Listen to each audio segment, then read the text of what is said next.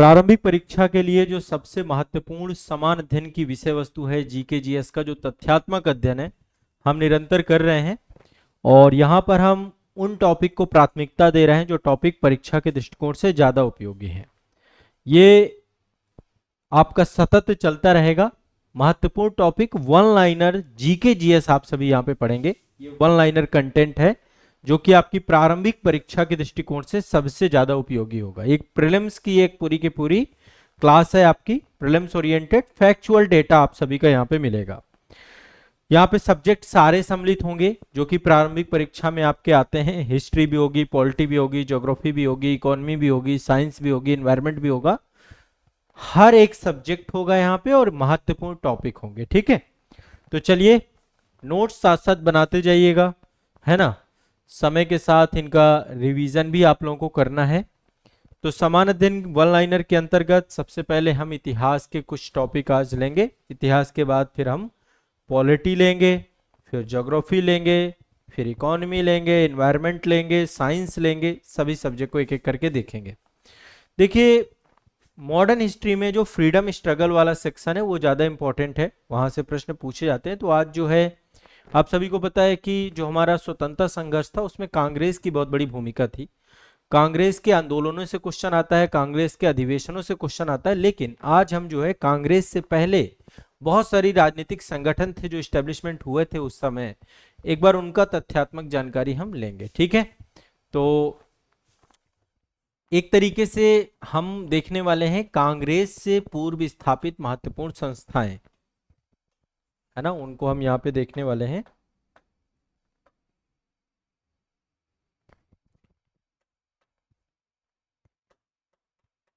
कांग्रेस से पूर्व स्थापित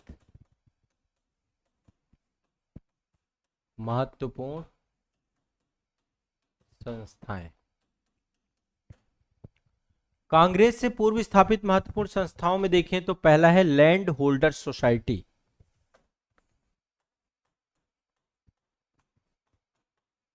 होल्डर्स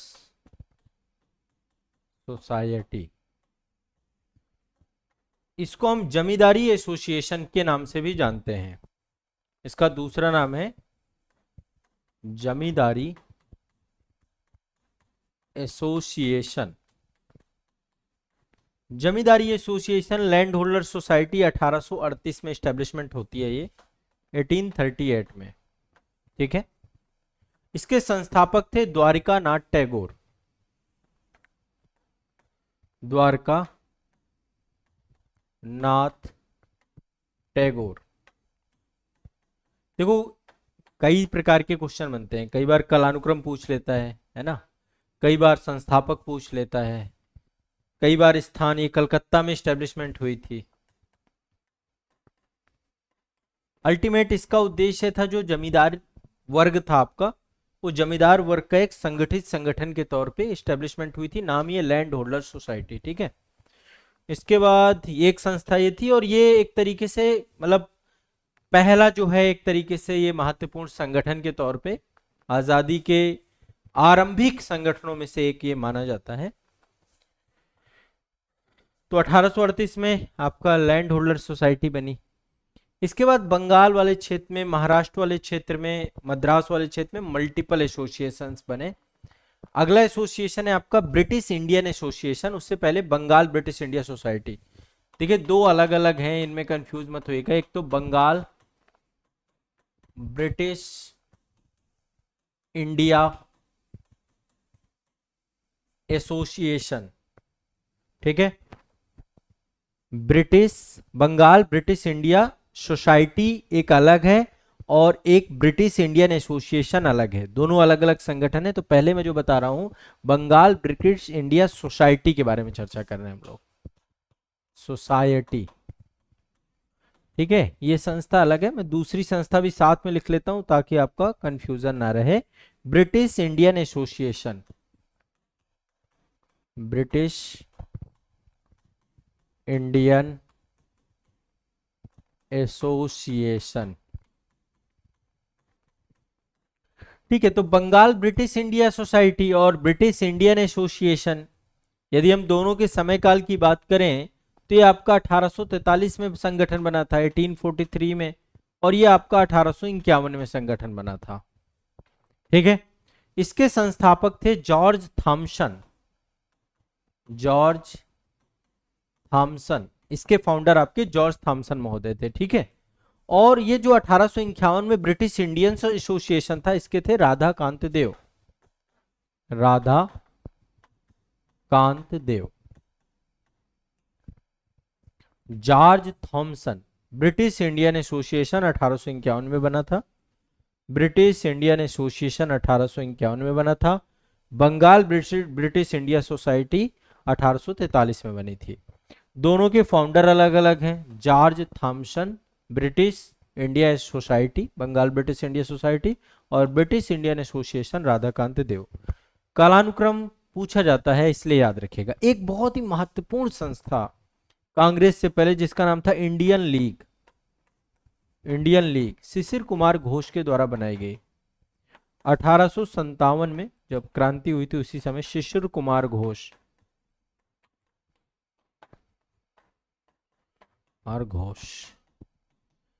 और एक मोस्ट इंपॉर्टेंट संस्था, या कह सकते हैं कि मतलब कांग्रेस से पहले एक मोस्ट इंपॉर्टेंट प्रभावी संस्था, बाद में कांग्रेस का इसका विलय हो जाता है।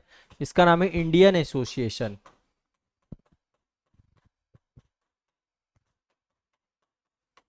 इंडियन एसोसिएशन 1876 में बनी। फाउंडर थे इसके सुरेंद्रनाथ बनर्जी, आनंद मोहन बोस। सुरेंद्रनाथ बनर्जी और आनंद मोहन बोस। आनंद मोहन बोस, ये दो आपके जो है पर्सन थे, दो फाउंडर के तौर पे आप इसको देख सकते हैं। अब देखो, इंडियन एसोसिएशन के बारे में थोड़ा समझिए। भारत में सिविल सर्विसेज नहीं हुआ करती थी। कहाँ होती थी? इंग्लैंड में, लंदन में ही आयोजित होती थी। न्यूनतम आयु बहुत कम थी, 21 साल न्यूनतम आयु थी। सिविल सेवा लॉर्ड कॉर्नवालिस के द्वारा शुरू की गई थी। तो ये लगातार प्रयास कर रहे थे कि भारत में भी सिविल सेवा आयोजित हो, केवल लंदन भर में ना हो। तो पहली बात, 1853 से सिविल सेवाओं के लिए लंदन में एक कंपटीशन रख दिया गया। पहले कंपटीशन भी नहीं होता था, सीधा सिविल सर्वेंट आपके होते थे, तो अब एग्जाम होने लगा। 1863 में पहले भारतीय बने सत्येंद्र नाथ टैगोर। दिमाग में बैठा के रखना है, इस परीक्षा में उत्तीर्ण हुए। 1869 को 4 भारतीयों ने परीक्षा उत्तीर्ण की, मतलब धीरे धीरे भारतीयों का जो है यहाँ पे बढ़ने लगा। 4 भारतीय। 1874 में सुरेंद्रनाथ बनर्जी जो है, ये भी आपके इसी मतलब सिविल सर्वेंट के तौर पे बने। बाद में इनको बर्खास्त कर दिया गया, और जब इनको बर्खास्त किया गया तो इस डिस्क्रिमिनेशन को समाप्त करने के लिए इनके द्वारा ये पूरा का पूरा, सुरेंद्रनाथ बनर्जी 1869 में बन गए थे, है ना, सिविल सर्वेंट। सबसे पहले 1863 में सत्येंद्रनाथ टैगोर बने। 1869 में 4 भारतीय बने, जिसमें सुरेंद्रनाथ बनर्जी थे। 1874 में सुरेंद्रनाथ बनर्जी असम के कलेक्टर थे, और असम के कलेक्टर थे तब उन्हें बर्खास्त कर दिया गया। और 1877 में लॉर्ड लिटन ने समय कम कर दिया, मतलब 21 साल, वैसे भी मिनिमम एज, मैक्सिमम एज 21 साल थी, उसको घटा के 19 साल कर दिया। तो भारत ने बहुत मतलब एक तरीके से आक्रोश हुआ, और उसको लीड किया इंडियन एसोसिएशन ने। इंडियन एसोसिएशन ने तीव्र विरोध किया। आगे चल के इन्हीं का प्रयास था, वैसे आगे चल के मर्ज हो जाती है भारतीय राष्ट्रीय कांग्रेस में, लेकिन एक थोड़े से लंबे संघर्ष के बाद 1923 से ये एग्जाम लंदन के साथ साथ भारत में भी होने लगा। यानी इसके पीछे का जो मेन फैक्टर, ये पूरी विचारधारा को, ये सुरेंद्रनाथ बनर्जी की ही विचारधारा थी, स्वयं कलेक्टर के पद पे रहे। तो ये आपको दिमाग में बैठा के रखना है। क्लियर है, स्पष्ट है, कोई दिक्कत तो नहीं है? ठीक है। 1876 में इनके द्वारा ये पूरा का पूरा काम किया गया। और एक चीज और बताएं, इंडियन एसोसिएशन का जो है कॉन्फ्रेंस का आयोजन भी होता था। इसका दूसरा कॉन्फ्रेंस आपका 1885 में ही आयोजित हुआ था, जब भारतीय राष्ट्रीय कांग्रेस की जो है का आरंभ हुआ था। तो जब पहला अधिवेशन हुआ था, तब सुरेंद्रनाथ बनर्जी उसमें सम्मिलित नहीं हो पाए थे, क्योंकि उस समय वो बन रही थी, एओ ह्यूम के द्वारा बनाया जा रहा था उसे। व्योमेश चंद्र बनर्जी पहले अध्यक्ष थे, लेकिन सुरेंद्रनाथ बनर्जी इसका इंडियन एसोसिएशन का कॉन्फ्रेंस चल रहा था, वहां पर थे। ठीक है, तो ये आपको दिमाग में बैठा के रखना है। अच्छा, शायद आपको एक चीज और मैं स्पष्ट कर दूं, 1876 में बना जरूर, लेकिन 10 साल बाद 1886 में इसका कांग्रेस में विलय हो गया, इंडियन नेशनल कांग्रेस में विलय हो गया, और सुरेंद्रनाथ बनर्जी सक्रिय सदस्य बन गए कांग्रेस के। तो ये रफली कुछ चीजें याद रखिएगा, ठीक है। कुछ संगठन आपको बताए हैं, अब आगे और चलते हैं कुछ संगठनों पे। और बॉम्बे एसोसिएशन एक संगठन था 1852 में, बॉम्बे एसोसिएशन।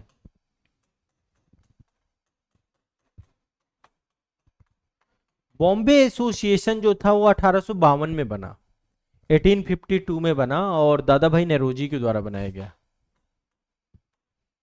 दादा भाई नेरोजी, जितना जरूरी है परीक्षा के लिए केवल उतना ही बताऊंगा, बाकी ये फाउंडेशन बैच में डिटेल में आपको चीजें मिलती हैं। फाउंडेशन बैच में ये चीजें मैंने डिटेल में लिखवा रखी हैं, बता रखी हैं।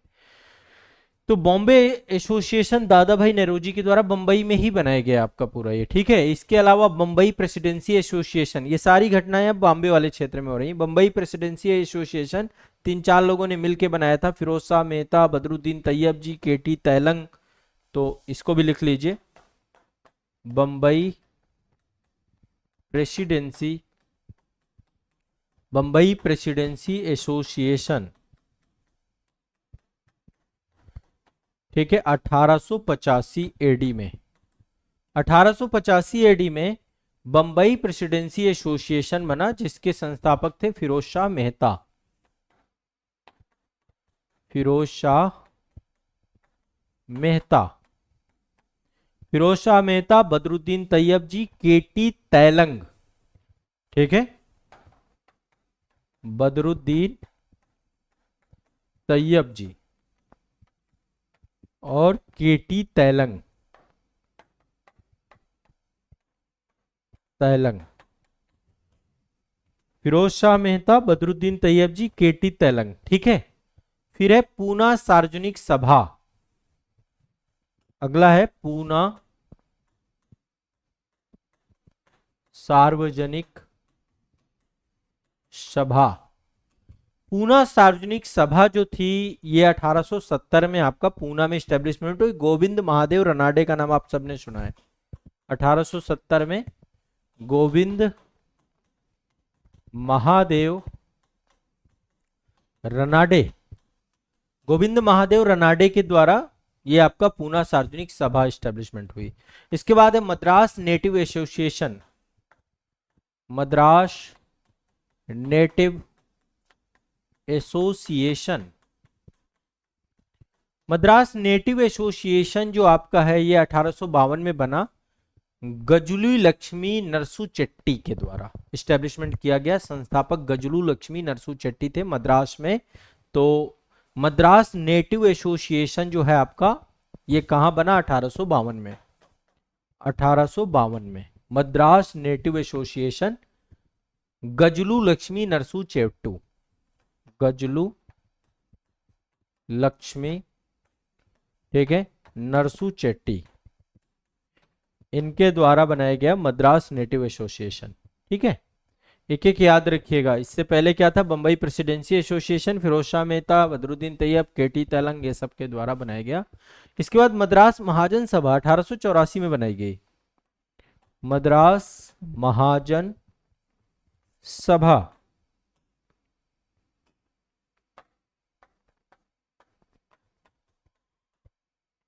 मद्रास महाजन सभा जो है 1884 में बनी, 1884 में बनी, ठीक है।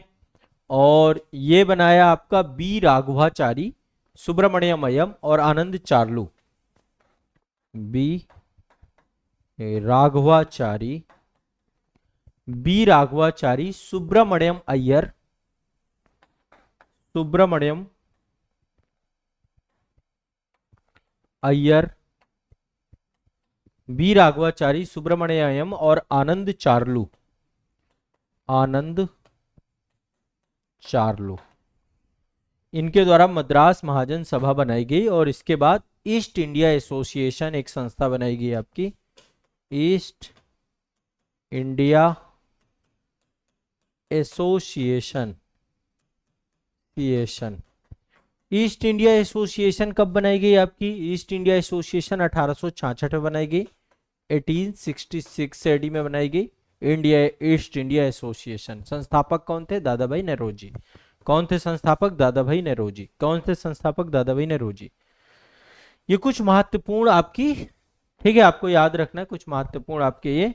तो लैंड होल्डर सोसाइटी बनी कलकत्ता में, द्वारकानाथ टैगोर के द्वारा बनाया गया, 1838 में बनाया गया, पहला राजनीतिक संगठन है ये। बंगाल ब्रिटिश इंडिया सोसाइटी 1843 में, ब्रिटिश इंडिया एसोसिएशन 1851 में, इंडियन लीग 1875 में, इंडियन एसोसिएशन 1876 में, ठीक है। फिर बॉम्बे एसोसिएशन 1852 में, बॉम्बे एसोसिएशन 1852 में, बम्बई प्रेसिडेंसी एसोसिएशन 1885 में, पूजना सार्वजनिक सजा सभा 1870 में, मद्रास नेटिव एसोसिएशन 1852 में, मद्रास महाजन सभा 1884 में, ईस्ट इंडिया एसोसिएशन 1866 में, ठीक है। तो ये तो आपके बन गए सारे महत्वपूर्ण, दिमाग में बैठा के रखिएगा। क्लियर है, स्पष्ट है, कोई दिक्कत नहीं, दिमाग बिल्कुल क्लियर रखना है, क्लियरिटी में कोई दिक्कत नहीं होनी चाहिए, ठीक है। चलिए